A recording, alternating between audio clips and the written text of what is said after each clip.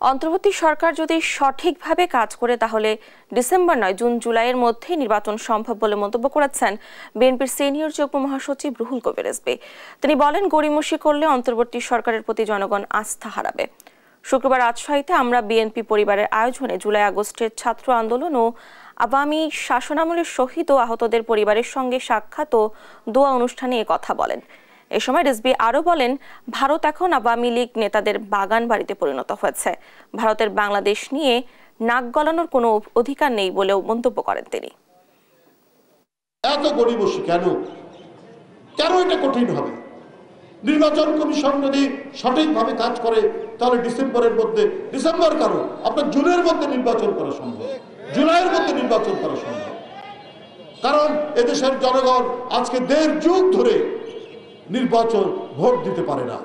আর এইটা নিয়ে গড়িমসি করা হলে জনগণের মধ্যে তো সন্দেহ জাগবে এই অন্তর্বর্তীকালীন সরকারের কাছে প্রতি।